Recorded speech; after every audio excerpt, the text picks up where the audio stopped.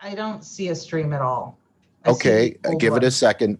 What I would suggest is that it looks like we're streaming. We're not. Hang on. Uh, Oh, wait. yeah, give it a Now second. we are 37 seconds. All right, all right. So I think we're back. Yay! All right, so I guess we'll give some people a moment to come back on here. Yeah, Amber said we're back. So thank you, Amber. So obviously live, anything can happen. So this is great. Yeah, I apologize for that. That was my internet connection went down for some reason. We're having some thunder bangers run around through here right now and some rain. This is, it might have been something that my internet provider had to reset so that it comes back up. But it looks like we're back and connected. Now, cool. The question is, can you remember where we were? Yes, I can. You can? I can. Woo. Okay. I did my homework. So we were on the first graphic and I was going on a little tirade about lobbyists. So this is the Ricchetti brothers. And I think what we'll do is we'll just splice this together for the replay so it's not so awkward in the middle for all of our replay viewers who don't catch us in the morning. Okay, and I think we lost about 10 minutes, so I think that we owe 10 minutes of after the hour, right? So unless, of course, you have somewhere you have to be. I do not. So okay, yeah. So I'll bring up the graphic. Here we go. Okay. We'll get right back into it. Right. Okay. So the gremlins caught us on this one. So with the Ricchetti brothers, this is just a prime example of why maybe lobbyists and the revolving door is a problem, because money talks. And Andy, you have said this throughout the entire history of our show for the last year and a half. These are the donors, the donor class.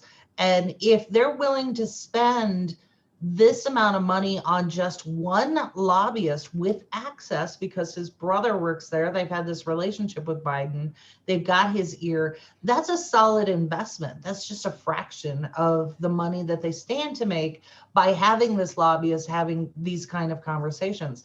And for those of you who kind of doubt the power of influence that a lobbyist has, call your congressperson right now and tell him that you'd like to have a sit-down meeting. See how that goes. Yeah. Good luck with that. Yeah, typically we have to show up with 50 to 100 of our closest friends, signs, chanting, yelling, whatever, and our congressperson still isn't there. Yes, and a representative of the congressperson in uniform usually shows up. That's exactly right. Exactly right. So let's take a historical look at this particular issue when it comes to COVID and the vaccine and the efforts to stem the tide of death and misery and loss that has gone on. So Andy, this will be the next graphic. This is the March 2020. So this is a little bit of a look back. And for this one, I surprisingly, I want to call out to The Intercept. This was an article that they had published, which I don't know how they got permission to publish something anti-Biden, but they did. Way to go. So this is an article from Lee Fang, who was talking about this. And this is a historical look back, March 2020, last year. So when this pandemic, they already knew that this was going to be horrific. And the pharmaceutical industry already had their lobbyists out in Congress saying no. They didn't want to have anything to do with vaccine patents or technical knowledge, all of that needed to be done to manufacture them. they didn't want to have that shareable. They were still interested in profits and going forward. And let me explain to you why that is. It's a SARS virus. And Dr. Dillon, we've talked to him many times, and hopefully we can have him back. The mutations that we've seen from the initial variants that went around globally, we're now on like 38, the 38th mutation. This is going to keep mutating over and over and over again. So you're going to need updates and boosters. And they're already talking about everyone who's gotten the vaccine now will need boosters by the summer. So this is a cash cow when it comes to the business of vaccines. So of course they don't want the patent release, and they don't want competition from the global economy. But here's the problem. And I think this is the overarching conversation that we're not having. When you have the poorest countries who are right now only receiving about 1% of available of vaccines, that mutation gets to fester there and it comes back around. So think of the world as one petri dish, one ecosystem, and it is. And you let this go on in poorer countries because fuck those people, apparently.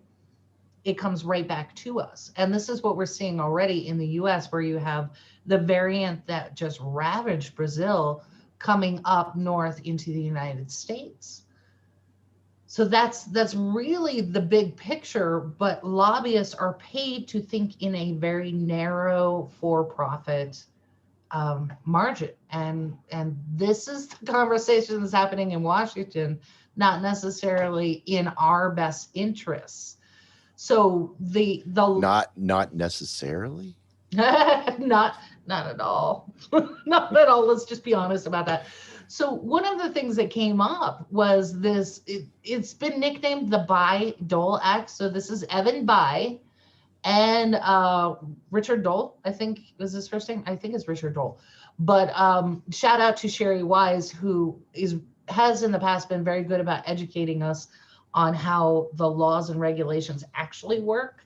So this is regulation PL 96-517, and it's called Amendments to the Patent and Trademark Act. So I did post in the chat, and I'll post it again, the actual link to this codified amendment and the Trademark Act that talks about this. So what's the issue here is when you have public money spent for an enterprise, whether it's technology, which is where this Bayh-Dole Act came from, or in patents for health and vaccines, what happens is the US government retains the right to dissolve the patent that they have issued to a private enterprise so that it can help the public good. And this was put in there for two reasons. Number one, to help private enterprise, these are companies and all of these other entities that wanted to fund research at the university level. So all of that money started pulling in to grants and research and all of these sort of things under the promise that if I hire this university or if I hire this agency, and there are, it goes from defense to health to all of these things, if I hire them to do these tests, then I can take that data and turn it into a profitable enterprise.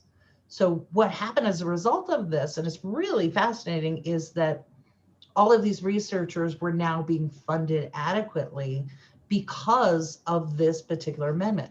Now, on the flip side, if a private enterprise is funding these things and getting public funds, like in pharmaceutical companies, and then they do some shady shit, then the federal government can take that patent and dissolve it, even temporarily or permanently, and make the data knowable everywhere. Right. So yeah. Go ahead, Andy, go ahead. No, I was just going to say, and why is that important? Well, obviously, you're saving lives in other countries, but as you just talked about we live on a round ball, right? Where we're all interconnected, primarily through travel, and getting rid of the virus on a global scale is really the only way to deal with it. Well, in terms of the capitalists and these large companies, that makes no sense, right? Because it's not profitable to do that, right? And we're seeing that in real time. And I shared just recently, a couple of days ago, I think, the interview with Bill Gates, who said that, oh no, we couldn't possibly share this technology or the recipe for the vaccine, right? And he gave his little critiques of why that is. Well, the reason is because the pharmaceutical industries and Bill Gates directly tend to lose the ability to make a huge amount of money from that, right? And why is it significant that it's Bill Gates? Well, Bill Gates is basically the father of technological patenting and copyright law that took an industry that was, basically coders and computer geeks that were all, trying to push the envelope of technology in terms of